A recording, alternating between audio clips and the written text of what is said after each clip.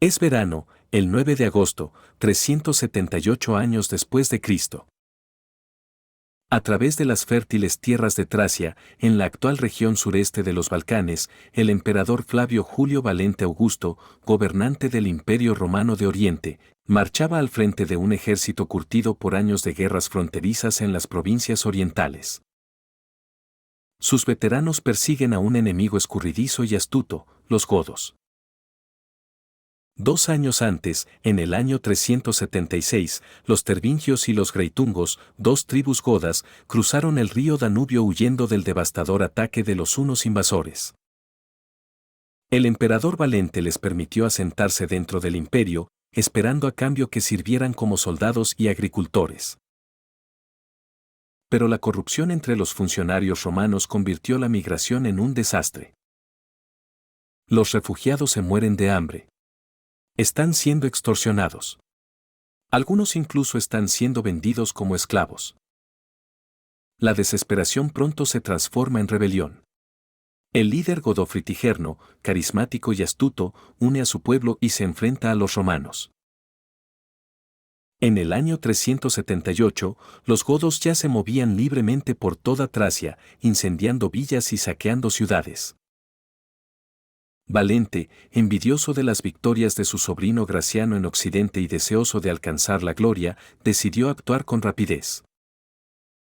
Quería aplastar la rebelión gótica antes de que los refuerzos de Graciano llegaran a su ejército. Los exploradores romanos informaron de que el ejército de Fritigerno estaba acantonado cerca de Adrianópolis, la actual ciudad de Edirne en Turquía. Valente creía que su ejército, que contaba con entre 15 y 20.000 hombres, superaba en número a los godos. Por lo tanto, ordena una ofensiva inmediata. Sus generales instan a la prudencia. La caballería gótica, comandada por los líderes greutunganos Alateus y Safrax, aún no ha sido descubierta. Pero Valente ignora las advertencias y ordena la batalla. El ejército romano marchaba colina arriba, ralentizado por el calor, las pesadas armaduras y los suministros. A media tarde llegaron al campamento gótico, un círculo fortificado de carros conocido como Wagonenburg. Pero los romanos están exhaustos y sedientos. Fritigerno percibe el desorden en las filas romanas. Envía emisarios con una propuesta de paz. Pero esto no es más que una artimaña. Fritigern necesita tiempo. Su caballería principal sigue ausente. Las negociaciones fracasan. Los godos prendieron fuego a los campos de los alrededores. Una densa humareda se extiende sobre el campo de batalla. Aumenta el calor y el agotamiento de los soldados romanos. Este humo se convierte en una cobertura ideal. Detiene el avance romano y da más tiempo a los godos. Sin embargo, Valente no tenía prisa por comenzar la batalla. Envía a uno de sus magistrados militares para que continúe las negociaciones. Pero en ese preciso instante, el flanco derecho romano, compuesto enteramente por caballería, se precipitó hacia las líneas góticas sin recibir órdenes. El motivo sigue sin estar claro. Quizás buscaban la gloria. Quizás creían que la cortina de humo les permitiría lanzar un ataque sorpresa. Esperaban que el ataque de la caballería pesada rompiera las filas góticas. Pero eso no sucede. Los godos tienen tiempo de sobra para prepararse. Mantienen sus posiciones y repelen el ataque romano. Sin refuerzos, la caballería romana no logró romper las líneas. Es un comienzo desastroso para el ejército de Valente.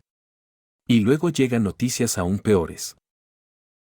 La caballería gótica regresa, junto con refuerzos de la caballería alana.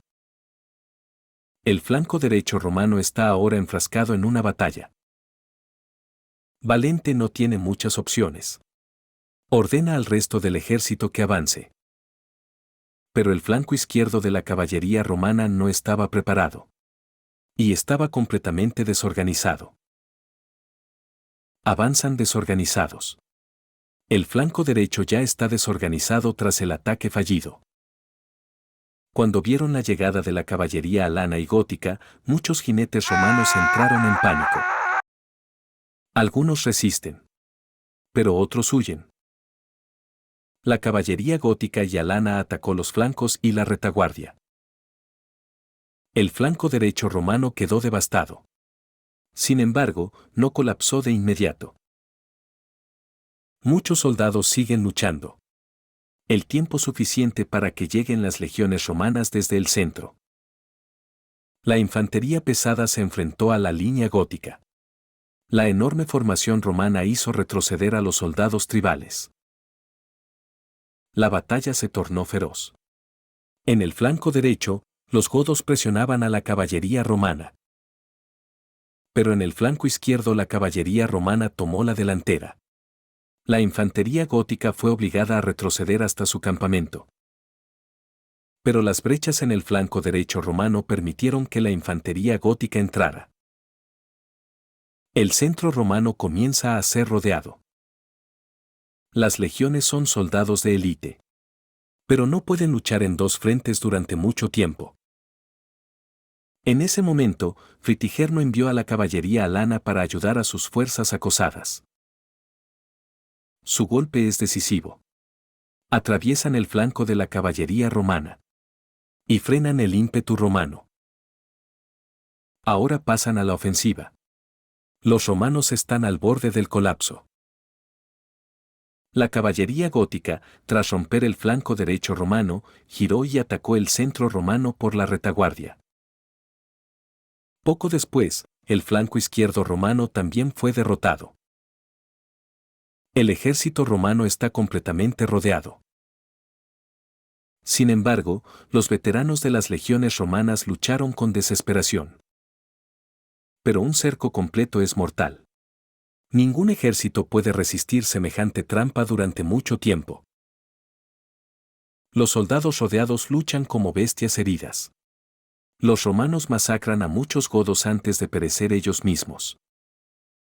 Pronto queda claro que el centro también será rodeado. Aún existe una ruta de escape.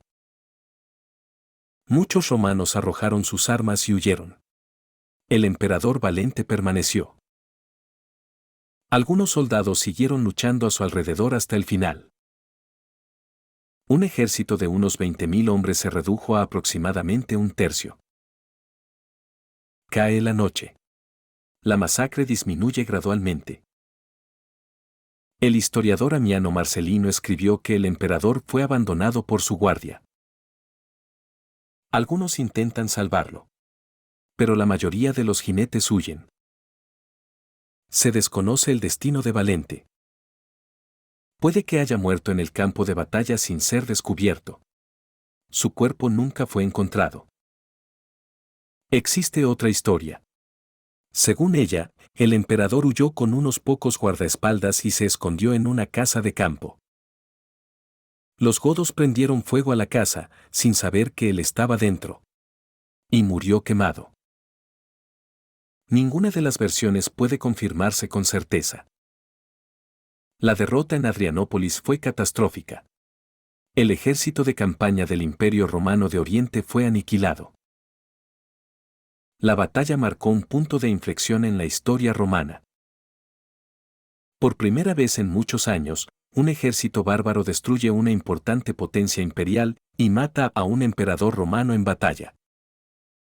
El imperio jamás recuperará por completo su dominio.